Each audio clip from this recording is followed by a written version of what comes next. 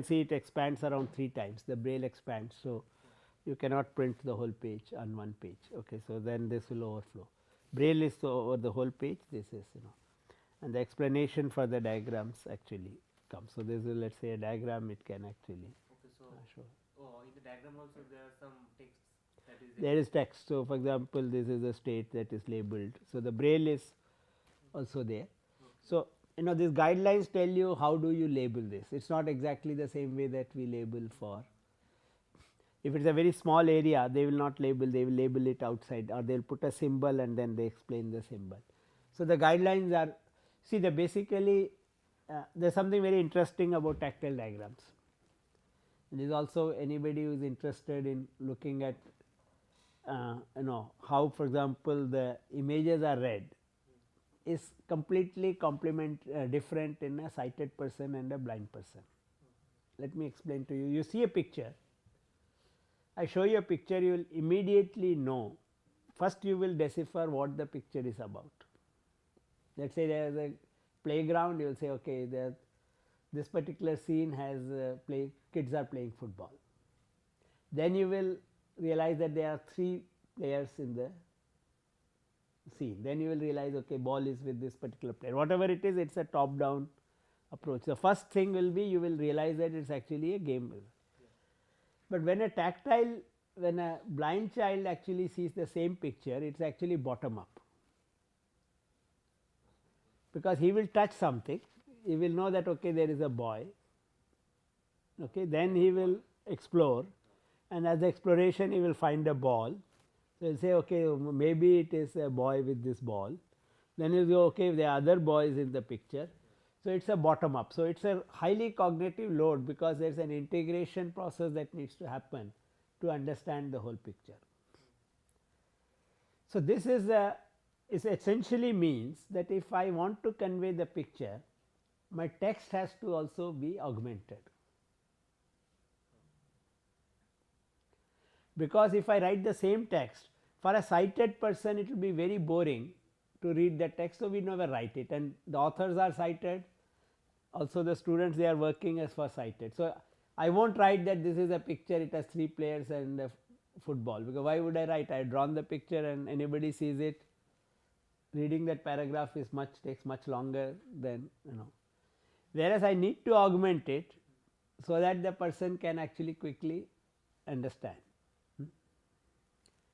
So, this is a new research problem I am now wanting to work with a machine learning person now. Can we automatically augment text? Very challenging problem, of course, natural language processing as well as machine learning has developed, because unless I do that, how do I convert thousands of textbooks? Putting tactile diagram is an important input, but that does not completely solve the problem unless I augment the text. But it is very interesting that how very challenging problems come up when you sort of actually start solving a problem. It will be very difficult to come to this problem without actually have and this is also the way that we have approached research in our lab. Okay. Normally the research is the other way. What I do is, I know something, I learnt through my whatever BTech, PhD, postdoc, narrowed down. I find some, look at the literature, see something to solve, and then try to find an application for it. This is a normal path of an academic research. Industry of course works slightly differently, because they will first identify the product, but academic research will go like that. So, here what we are looking at is the different way. We actually started with actually doing products and devices. We did not think of publishing or research or anything. Also the intent was to engage undergraduate students. So, you are not but now after working in this field for 10 years, now we are enrolling PhD students, MSR students, because now we know that there are some deep problems to be solved, which actually they still applied, they are not fundamental basic research, but they are very applied research, but which, so there is, for example, one girl who is now actually trying to study how does the tactile diagrams comprehension increases, so that we can come up with our own guidelines in the future.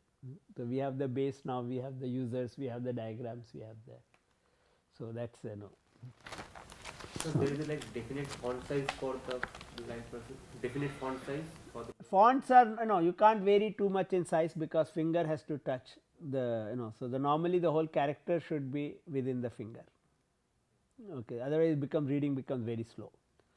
So it's not that the variable size is not, you can't do too much on the font, but if you when you convert text to braille, so the braille actually gives you indication whether you underlined it, you have made it bold. So the braille has representation, has those things to be able to do that, okay. So but not braille itself, the font is, because it's a physical thing, so it needs to not to be limits like the volume of the book, it becomes a bulk. Oh yeah, volumes are bulky. So this science and maths book are like, if you put all of them, it's like one 9th grade science, you can't carry all the books, it's actually bound in 6 parts. So it's that's a challenge. So that is, so that's a very there is a very interesting part to it. So what is happening is, so there was a time when braille was actually going away. The reason is that you can actually have much simpler solutions to text to speech. Screen readers are becoming very popular, even mobile has screen readers, laptops and PCs have screen readers. So lot of education, especially in the western countries, are already drifted to using text to speech. But now a few years back a realization came, this is dangerous. Text to speech may be a very important, but unless you know how to read, you can't write. Reading and writing are very complementary. So the braille has actually come back.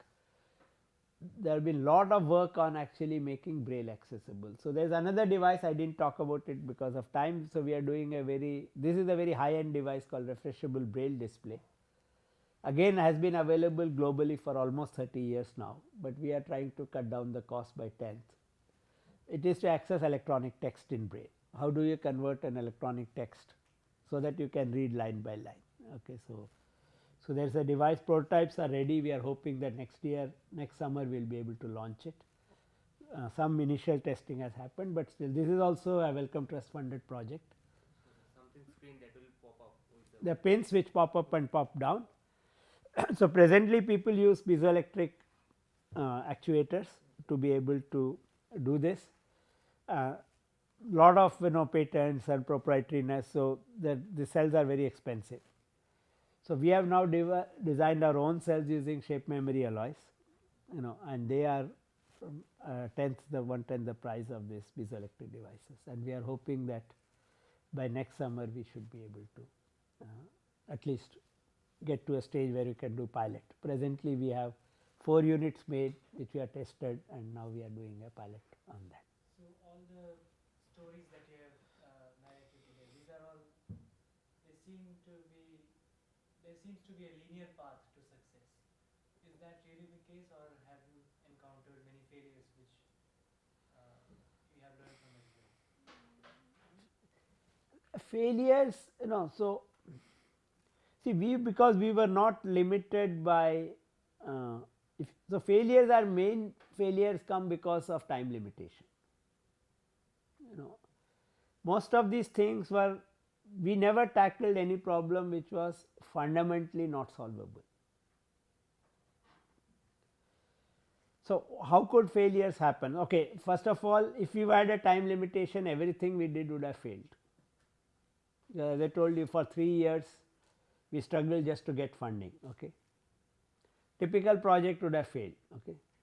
So the fact that I continued, fact that my collaborators continued to work with me, the fact that my student also had this patience, that he did his PhD and then came back to to make sure that, so so what I am saying is the failure didn't happen because this perseverance was there, okay. So and the technology, the ultrasonic ranging and all is nothing very, there are so many things have been done using ultrasonic ranging. So there at no place it was, I would say the shape memory alloys to the Braille cell is the only thing which was, I would say, was risky. Okay. It is still risky because we are competing with 2 other devices internationally which are using some different technologies. So, that was the only risky part. Otherwise, this tactile diagrams, 30 years people are doing tactile diagrams. So, here the only issue was, can we make it affordable? Okay. And because we started with a very different approach, so we could do that. So, the clearly now what is the risk? The risk is essentially in dissemination. Yes, dissemination part is always risky. You can do the prototypes, you can demonstrate the concept, you can reach a certain level with project funding. But project funding at some point will stop. Your no sponsor will like to keep on funding. You can't say you are doing research forever. So, now that is the time when the risk comes, when you want to go to the market. Startups face the risk that they have limited time and money, and they will fail if they but as I told you, we are not followed the startup approach. So, that risk was less because okay, it takes more time, it takes, like for example, I will tell you the onboard device. If it has anything other than we doing it, it would have been a failure. Last April we completed the trials, gave the report to DST and gave them this letter from best that they want it on 4,000 plus devices. For any DST project, it should be considered a big success that by the end of the project I had done the pilot and I have shown them. They even gave us a national award. The first national award for scientists working in the disability given by Prime Minister at the National Science Congress in Mysore. Very high profile award we got, but nobody has released any funding. Sometime I think I should also do award Wopsy, So, what's the use of having an award if it's actually the users are not using it, okay. So, there are no, but we are waiting. So, what I have is, I have very sort of a low profile, I can't lose the technology, because the point is, if there is a huge discontinuity, how do I keep the know-how? So, I am cheating. I have one person who is actually paid in some other project, who continuously works on it and he keeps the know-how. He has done miniaturization, he has done all of this and he keeps the project alive. So, at whatever point in time, but the startups do not have that luxury. Within the IT system you can do that, you can have some spare money, something, So, we are doing it. For example, interestingly, the smart cane we started getting a lot of royalty. We never expected it. We did the know-how transfer for 1 rupee, but because now he is producing it and as per the agreement he has to give us 2.5% royalty to us, 2.5% to Wellcome Trust, but Wellcome Trust though signed the agreement, they realized they can never take any money out of India, they are a charity. So, they also gave that their money also to us. So, we get this money every time Narendra Modi distributes some smart canes, we get some money from him, because there is a royalty component that is involved in it. But when we did it, we just said that okay, we never expected that, so we are getting, so we pump in all this money for further dissemination work that we could do. So, because it is not a very commercial type of an operation, it is not otherwise commercially things could fail, So, because if you are in a very tight budget, like any startup would be, venture funding will be for limited time, it could actually end up in difficulty, but here it is not like that. So, this is the only one where we are doing startup, and so we have to be careful that it actually they start getting the orders. We are in as a society, we are in a tough situation, because people talk about startups and all, but there are lots of issues to be sorted out. Let me tell you one issue that we are facing. We are making the diagrams, we do not give free to NCRT. We ask them to pay for all the costs, and they are no problem. They pay us the money for whatever the material and production cost, whatever. but as soon as we do the startup, they can't give them the orders.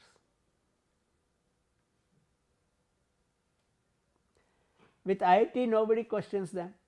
They write a check to IIT, but startup, they want 3 quotations. L1, I will do a know-how transfer, I will only start 1 company, not 3 companies. How does this company give 3 quotations? Technically it is possible, but it is a huge risk for them. So, who will take that risk? Who will sign that, So, though on one hand government has lots of policies to encourage startups and so on, all of this work well if your end consumer is public or private. But if your end consumer or your main consumer happens to be government, there are lots of issues of how do we actually support a startup. Okay, so that's that's one of the. So we are working with them. We are trying to see that before we incubate a company, want to make sure that the company gets orders. Right now these boys who want to do startup, they are all getting project funding. Okay, so they get there, but then once they go out and start, somebody has to pay them. Otherwise, how would they actually make their living? So these are challenges that we face. These are challenges which mostly people won't take up in a commercial venture, in a company thing, because it has to be profitable. So at an academic level, you have taken the challenges, the solutions where technologies where you applied it nicely and then you made a product. So now the question comes about funding, how to make it to the market. So as you're talking about the government is the main person who has to distribute it. So are you looking towards policy changes also? Because policy changes, the government has to bring a change in the policy to make it. No, see the policy. No, I will tell you, government has been supportive. See, there are 2 issues. Development we had struggled with. We couldn't get the type of funding for our private partner from government. So Wellcome Trust played a big role in SmartCare. Similarly, it is playing a big role in our refreshable brain display. This onboard required less funding. Their DST gave us the money to do the pilot. We had already shown the prototypes and they did the pilot. But the challenge is when actually the product is ready, somebody has to buy the product. So there the SmartCare government is buying a lot of devices. They have increased and we are hoping that there is more awareness. This will hopefully, government is very keen on this Accessible India campaign. They want transport to also to be accessible. Some point we will make see, for example, in onboard what we are hoping is if we are able to show in Mumbai even on 1000 buses, if I get 4000, that is the funding we are looking at. We can actually push, we have now enough people we know to make it regulatory. We can say all public buses has to be accessible. It will take 6 months to a year, but today nobody can stop this. The movement towards inclusive, if you have a technology solution, you can push for it, and there are methods to, there are people who are activists and people who will do that. So that is a part of it.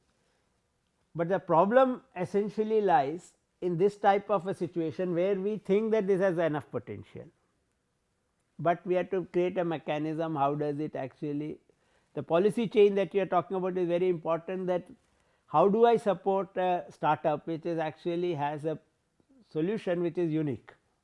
There is a need, if today also I can take head of an institution can certify, like in IIT, if I have to process something on 1 quotation, I can do it. My director has to sign it. He has to agree that you can process on 1 quotation. Issue is how many government agencies will take that risk. Is it a very high priority? Like if NCERT director were to sign this, it is possible. But each time an order is placed, he would have to sign, he may be under pressure that why are you doing it. So these are the type of issues which need to be handled at the policy level. If you have to support our own indigenous technology, and you can't kill by starting many companies which are all doing small businesses, they will never be able to expand. They will never have, because finally what we see is there is a lot of potential even to export. Just like in publishing, to become the back office for the many countries to be able to do this job, but then you need the size. If it is a very small company only doing some little work, it will not be able to do. So, that is where some policy issues are involved. It is important, but no, we are hopeful that as things move, we will be able to make that difference.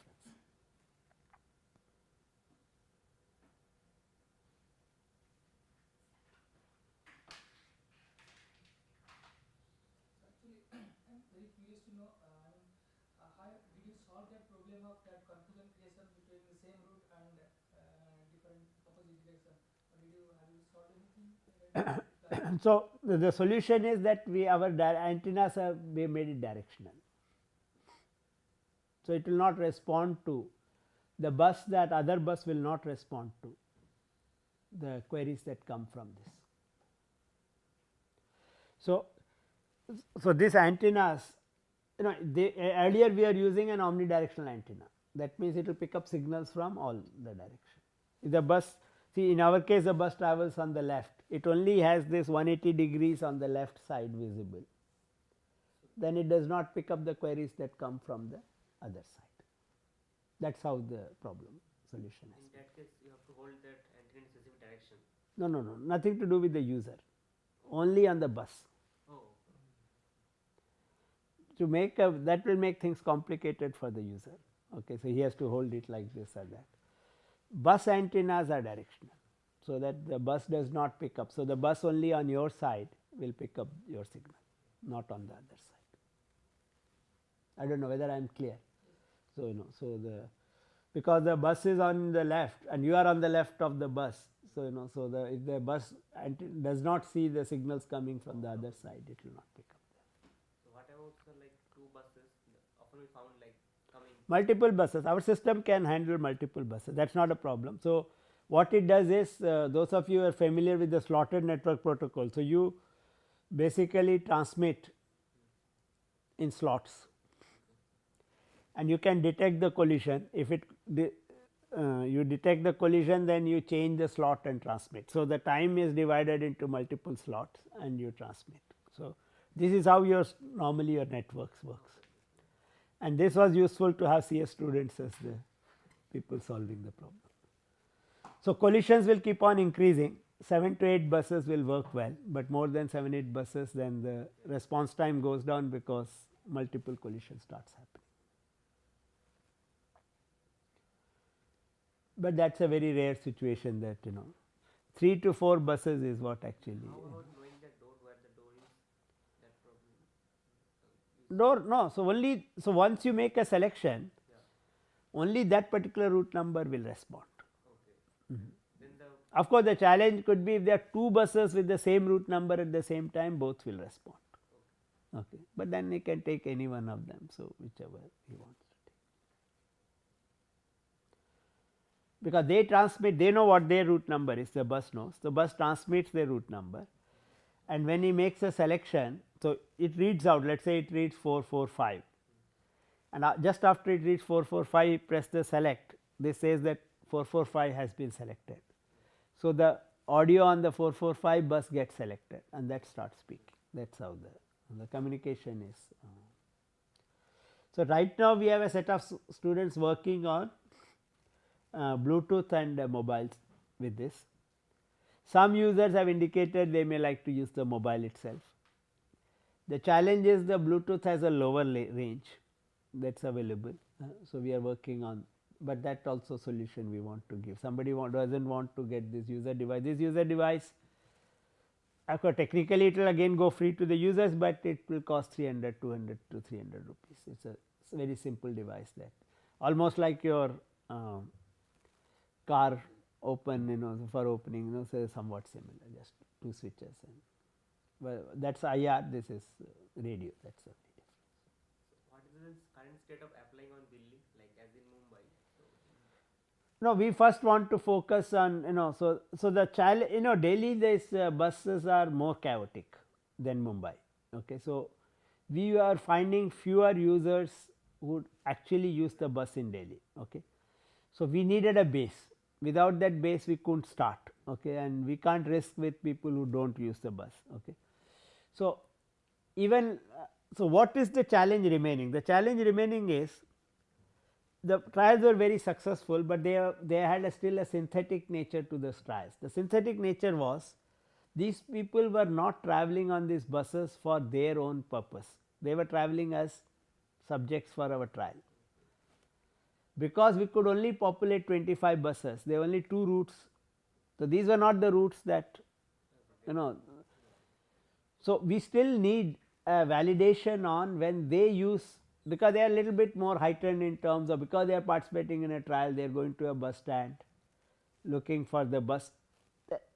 I am not saying it is quite close to the natural situation, but there is still a synthetic aspect to it. It is only when they actually use the device for their regular trips, we will have the exact situation, and this is what the next validation is with 1000 buses.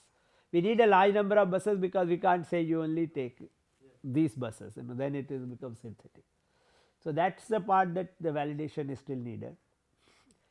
Technologically it is sound, it is worked, people are able to use it, but this part is still to be